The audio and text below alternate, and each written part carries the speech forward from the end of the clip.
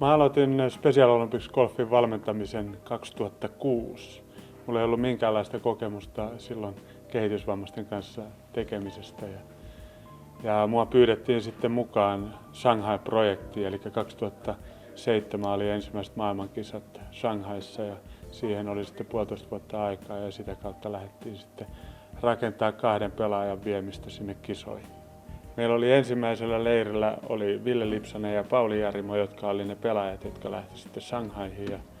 Ja siinä kävi muun muassa sillä tavalla, että ensimmäisiä harjoituksia kun tehtiin, niin Ville sai sitten semmoiset kilarit, että Ville ei suostunut 3-4 tuntiin tekemään mitään. Ja mä olin sitten aika ihmeissäni siinä, että mitä tässä nyt oikein tehdään. Ja loppujen lopuksi saatiin treenit vedettyä ja sitten ruvettiin tapaa säännöllisesti kerran kuukaudessa.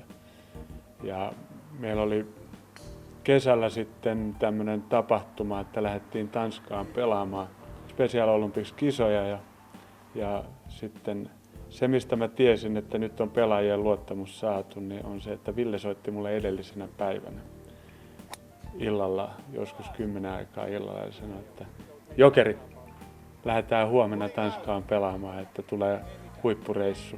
Silloin mä tiesin, että nyt on jotain huikeaa tapahtunut ja siitä asti meillä on ollut erittäin hyvä yhteistyö sekä pelaajien että pelaajien vanhempien kanssa.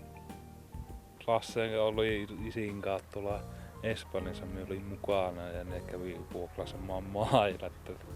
Ne antoi laatavitosen ja 350 löi laatavitosen.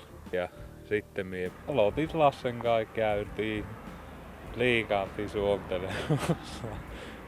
Liikaantiin suuntelemassa, ei mitään muuta. Losissa löi 450. Niin, 400 jaarti. Niin paljon.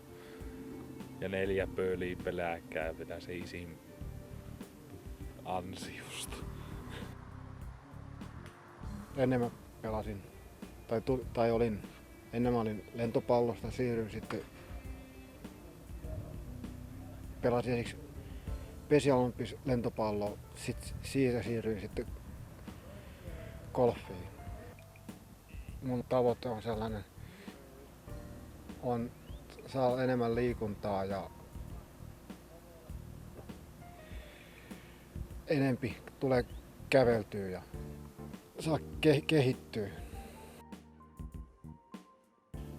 Tämä on ollut niin huikea reissu tässä viimeisen 10 vuoden aikana, että päivääkään ei tästä vaihtaisi pois.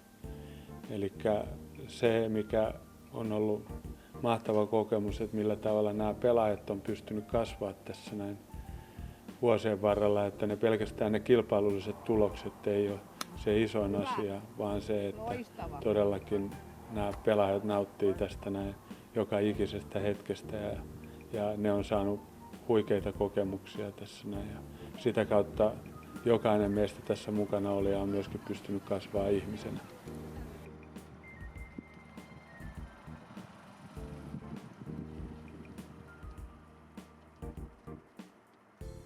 Ryhmään pääsee mukaan siinä vaiheessa, kun on omat mailat ja on hirveä innostus, niin ei muuta kuin joukkoon matkaan.